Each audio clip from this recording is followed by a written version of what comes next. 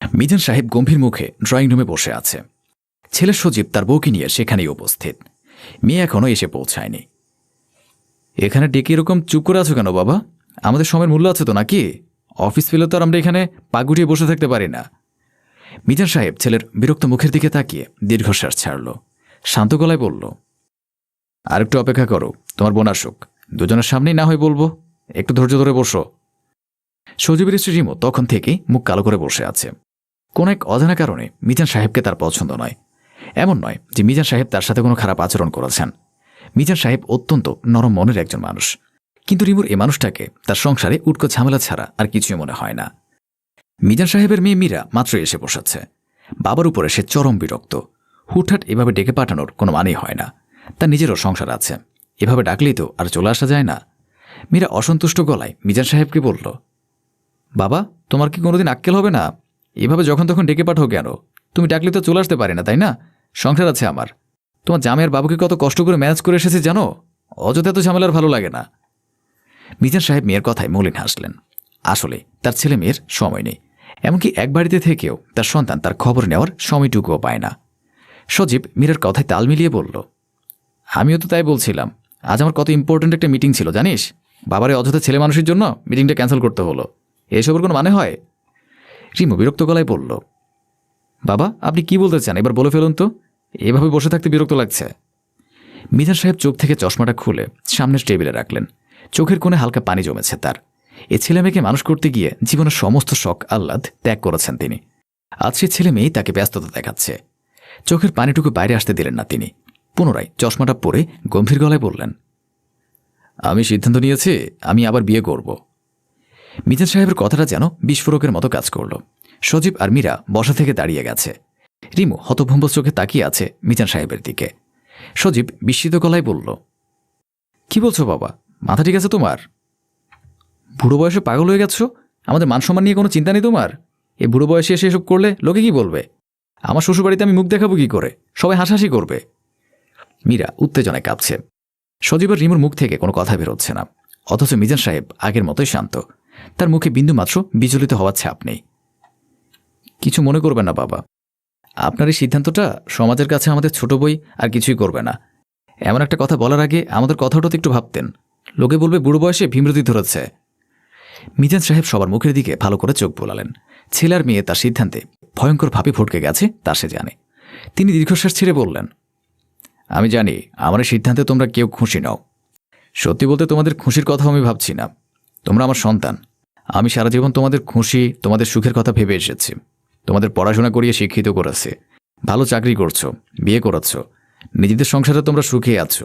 তোমাদের জীবন নিয়ে তোমরা ব্যস্ত। আমার মনে হয় না আমার কোনো সিদ্ধান্ত তোমাদের জীবনের উপর প্রভাব ফেলবে, কারণ তোমাদের জীবনে আমি অত্যন্ত অপ্রয়োজনীয় একজন মানুষ, যার কোনো ভ্যালু তোমাদের লাইফে নেই। সজীব মীরার দিকে তাকিয়ে রাগী গলায় বলল, দেখেছিস, আমরা নাকি তাকে কোনো ভ্যালু দিচ্ছি না। এসব লজিকলেস কথা বলার কোনো মানে হয়?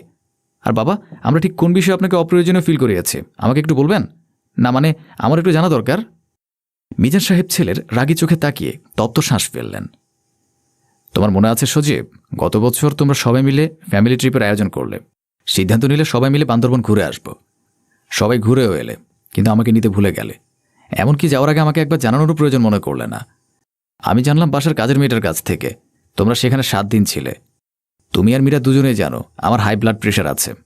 কয়েকদিন পরপর আমি অসুস্থ হয়ে যাই, অথচ সব কিছু জেনেও তোমরা একা একা ফ্ল্যাটে আমাকে রেখে নিশ্চিন্ত মনে ঘুরে আসলে।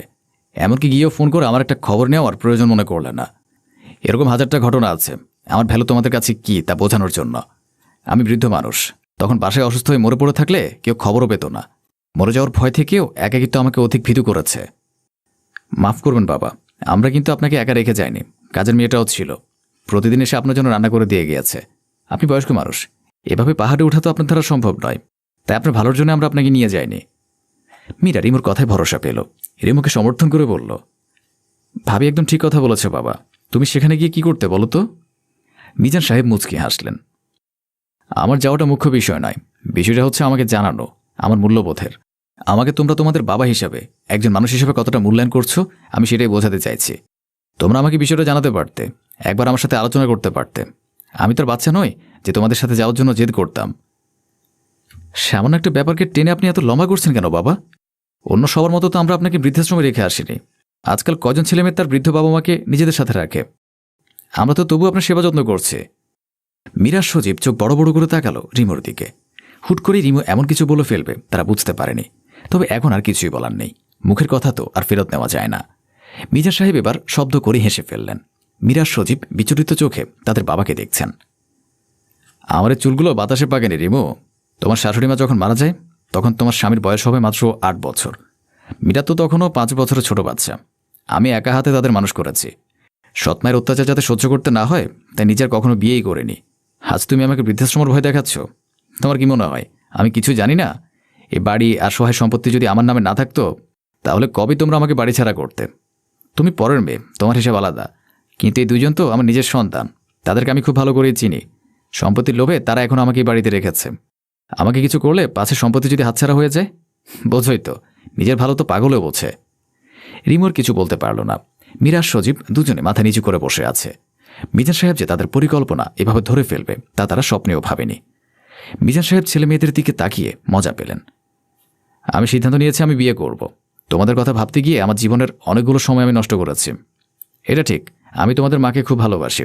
তার জায়গাটা হয়তো অন্য কাউকে দিতে পারবো না। মানুষের জীবনে জৈবিক চাহিদা ছাড়াও আরও কিছু থাকে যা আমি এই বয়সে এসে খুব অনুভব করছি। আমার জীবনের বাকিটা সময় আমি একজনকে সঙ্গী হিসেবে চাই, যার সাথে আমি মন খুলে কয়েকটা কথা বলতে পারবো, যে আমার পাশে থেকে আমার একাকিত্বের সঙ্গী হবে। তোমাদের কাছে আমার কোনো চাওয়া পাওয়া নেই। তোমাদের ইচ্ছে হলেই বাড়িতে থাকতে পারো, আমার কোনো অসুবিধা নেই। আবার ইচ্ছে হলে চলে যাও, আমি বাধা দেব না। বড় হয়েছ, ভালো মন্দ বুঝতে শিখেছ, নিজেদের ভালোটা নিজেরাই বুঝে নাও। নিজেদের ভালোটাও বুঝবে নিশ্চয়ই। মিজান সাহেব নিজের কথাগুলো শেষ করে আস্তে ধীরে উঠে নিজের রুমে চলে গেল। সজীবের মীরা এখনও চুপ করে বসে আছে। রিমু তাদের এই নীরবতা মেনে নিতে পারছে না। তোমরা কি এভাবে চুপ করে থাকবে? বাবাকে আটকাবে না? সজীব বিরক্ত চোখে তাকালো রিমুর দিকে। তোমাকে কে বলেছে একবারই এত কথা বলতে? সবসময় 2 লাইন বেশি বলছো কেন? দিলে তো সব লাইন নষ্ট করে। সজীবের কথায় রিমু তেতে উঠল, রাগী গলায় বলল, আমার উপর মেজাজ দেখাবে না বলে দিলাম। তোমার বাবা আগে থেকে সবটা জানতেন, তাই আমাকে ব্লেম করা বন্ধ করো। মীরা বিরক্ত গলায় বলল, আহা, নিজেদের মধ্যে ঝামেলা করা বন্ধ করো। বাবা যদি সত্যি বিয়ে করেন তাহলে খুব সমস্যায় পড়তে হবে। আত্মীয় স্বজন সবাই ছিচি করবে। শ্বশুরবাড়িতে মুখ দেখাতে পারবো না। আমার শাশুড়িকে তো চেনো, কথা শোনাতে শোনাতে শ্বাস আটকে ফেলবে। মিজান সাহেব নিজের রুমে চোখ বন্ধ করে শুয়ে আছেন। নিজের সিদ্ধান্তে সে অটল। সে এবার বাসায় একা থাকার সময়টা মনে হলে গায়ে কাঁটা দিয়ে ওঠে। ছেলে মেয়ে যাই বলুক না কেন, বিয়ে সে ঠিকই করবে। একটা সময় পর প্রতিটি মানুষকেই স্বার্থপর হতে হয়। এ কথাটা মিজান সাহেব এখন হাড়ে হাড়ে বুঝতে পারছে।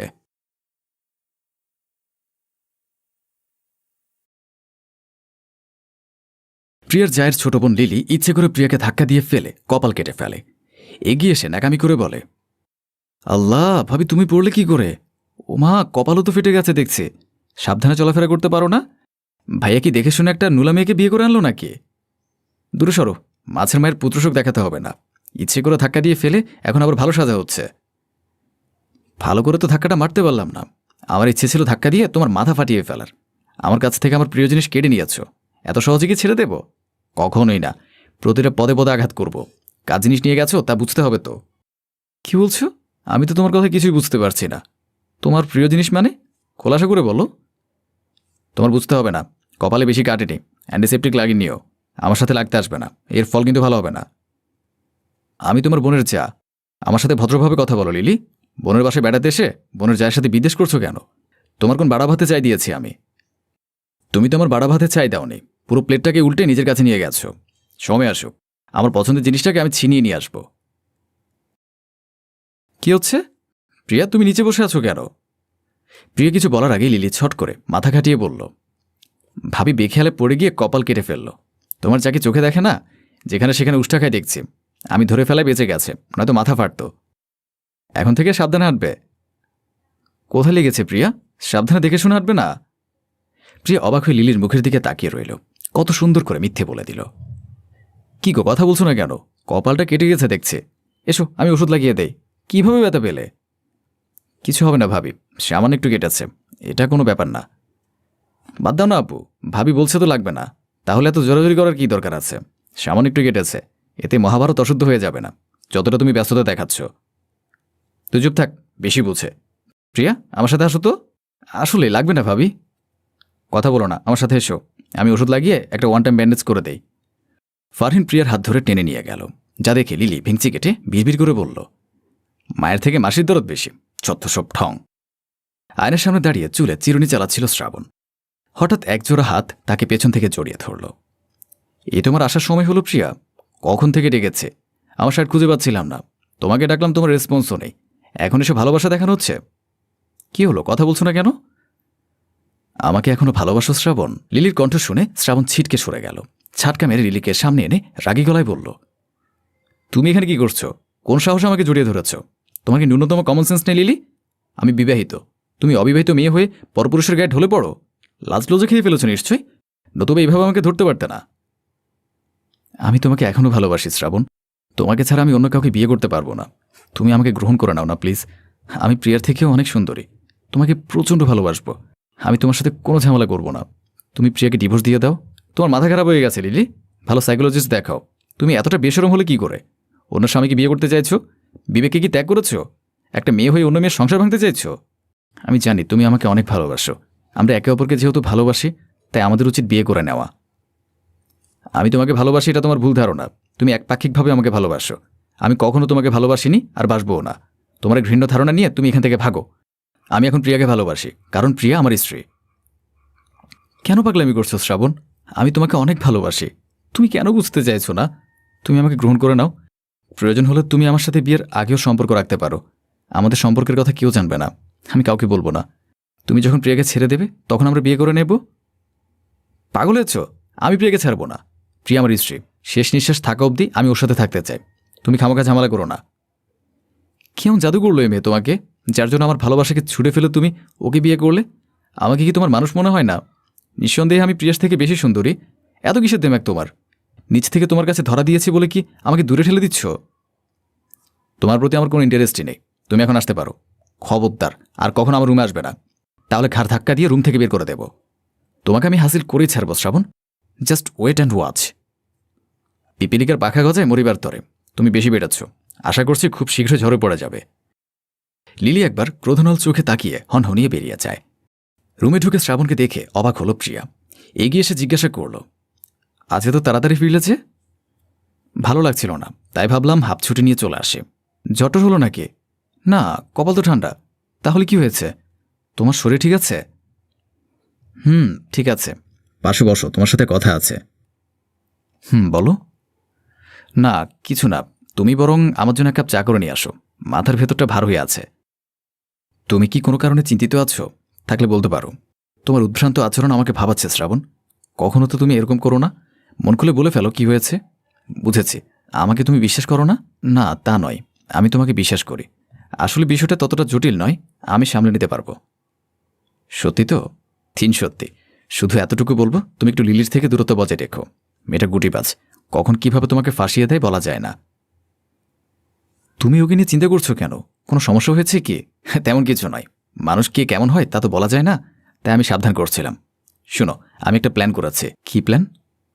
তৈরি হয়ে নাও, আজকে আমরা ঘুরতে বের হব। অনেকদিন ধরে ঘুরতে যাওয়া হয় না, তাই ভাবলাম তোমাকে নিয়ে ঘুরে আসি, মনটাও ফ্রেশ হবে, তোমাকে ফুচকা খাওয়ানো হবে। ওরে বাজি ছেলে, তুমি অফিস থেকে এর জন্য ছুটি নিয়েছো তাহলে? শ্রাবণ দাঁত কেলালো, মুখে কিছু বলল না। তৈরি হয়ে বসার রুমে আসতে লিলির মুখোমুখি পড়ল। কোথায় যাচ্ছ তোমরা? আমরা একটু বের হচ্ছি। ভাবি কোথায়? আপু রুমে শুয়ে আছে। কোথায় বেরোচ্ছ? তোমার বেয়াই আজ আমাকে ঘুরতে নিয়ে যাবে, সে যেখানে নিয়ে যাবে আমি সেখানে যাব। আমিও যাব তোমাদের সাথে। আমাদের স্বামী স্ত্রীর সাথে তুমি গিয়ে কি করবে? তোমার যে কাজ নেই, এসো প্রিয়া। শ্রাবণ প্রিয়ার হাত ধরে টেনে দরজা দিয়ে বেরিয়ে গেল। যত পারো ঘুরে নাও, তোমাদের ঘোরাঘুরি আমিও বের করছি। দোস্ত, আমি তোকে কিছু ছবি পাঠাবো, এডিট করে দিতে পারবি? এমন করে এডিট করে দিবি যাতে করে বোঝার ক্ষমতা না হয় এগুলো রিয়েল নয়। পরদিন সন্ধ্যায় লিলি ও ফারহান একসাথে রান্নার কাজ করছিল। লিলি এসে বলল, আমার শ্রাবণকে ছেড়ে দাও প্রিয়া, ও তোমার সাথে ভালো নেই, ও আমার উপর রাগ করে তোমাকে বিয়ে করাচ্ছে। আমরা একে অপরকে ভীষণ ভালোবাসি। কি বলছিস এসব? উন্মাদ হয়ে গেছিস? উল্টোপাল্টা বকছিস? ওর কথায় কান দিও না প্রিয়া, ওর মাঝে মাঝে মাথার নাটবল্টু ঢিলে হয়ে যায়। আমি উল্টোপাল্টা বলছি না আপু, আমি সত্যি বলছি। শ্রাবণ আর আমার বহুদিনের সম্পর্ক ছিল। তার কি প্রমাণ আছে? অনেক প্রমাণ আছে। সম্পর্কে থাকাকালীন আমাদের অনেক ঘনিষ্ঠ ছবিও ছিল, সে ছবি আমি তোমাকে দেখাতে পারবো। আমি এতদিন চুপ করেছিলাম, কারণ আমি মনে করেছিলাম ওই ছবিগুলো আমি ডিলিট করে ফেলেছি, কিন্তু এখন আমি সেগুলো খুঁজে পেয়েছি। বাজে বকা বন্ধ কর, আমি শ্রাবণকে চিনি। শ্রাবণ এরকম করবেই না, তুই সেরকম মেয়ে নোস। ভালোবাসলে মানুষ কত কিছু করতে পারে, তুমি সেসব বুঝবে কি করে? দেখাও। লিলি উৎসাহের সহিত মোবাইলের গ্যালারিতে থাকা এডিট করা ছবিগুলো প্রিয়াকে দেখালো। ছবি দেখে প্রিয়া বা ফারহিন কারোর ভাবান্তর নেই। তারা ভ্রু কুঁচকে লিলির দিকে তাকিয়ে আছে। এখনো সময় আছে, শ্রাবণকে ছেড়ে চলে যাও। শ্রাবণ তোমাকে ভালোবাসে না, তোমার সাথে সে সুখী নয়, তাই আমার কাছে ফিরতে চাইছে। খুব শীঘ্রই তোমাকে ডিভোর্স দিয়ে আমাকে বিয়ে করবে। তুমি ভালো ভালো চলে গেলে মঙ্গল, নতুবা আমিও শ্রাবণ মিলে তোমাকে বের করে দেব। ও আচ্ছা, কবে বিয়ে করছি আমরা? শ্রাবণকে দেখে লিলি ঘাবড়ে গেল। সারা শরীর অসম্ভব কাঁপাকাঁপি শুরু হলো। তুমি কখন এলে? যখন থেকে তুমি তোমার জঘন্য পরিকল্পনা বলছিলে তখন থেকে। আমি আসলে আসলে কি আপু, আমি সত্যি। ফারহিন কষে লিলির গালে একটা চর মেরে বসল। ছি, আমার ঘৃণা হচ্ছে তোকে নিজের বোন হিসেবে পরিচয় দিতে। এত নিচে নেমে গেছিস তুই। আদৌ তুই আমার বোন? চিন্তাধারা এতটা মরিচিকে পড়ে গেছে যে তুই বুঝতে পারছিস না তুই কি করছিস। এডিট করা ছবি দেখিয়ে তুই সংসার ভাঙতে চাইছিস, আর কত নিচে নামবি তুই? তুমি কি করে জানলে? আমরা সবাই জানি তোর কুকর্মের কথা। এটাকে ভালোবাসা বলো না লিলি। ভালোবাসার মানুষের জন্য ত্যাগ করতে হয়, তার ভালো চাইতে হয়। অথচ তুমি তাকে নিজের করে পেতে কতটা নিচে নেমে গেছো দেখো। ভাবি, তোমার বোন তার হিতাহিত জ্ঞান হারিয়েছে, তাই তো মেয়ে হয়েও একটা মেয়ের সংসার ভাঙতে দ্বিধা করেনি। তুই এক্ষুনি আমার বাসা থেকে চলে যাবি। তোর মতো বোনের কোনো প্রয়োজন নেই আমার। আর কখনোই বাসে পা রাখার দুঃসাহস করবি না। ছি, এত অধপতন তোর। নিজে জিনিস গুছিয়ে বের হ, তোকে আমার আর সহ্য হচ্ছে না। লিলির আগে ফুসতে ফুসতে রুমে চলে যায়। লিলির ব্যাগ গোছানো শেষ হলে ফারহিন ওকে নিজে বের করে দিয়ে প্রিয়া শ্রাবণের কাছে ক্ষমা চাইল বোনের কাজের জন্য।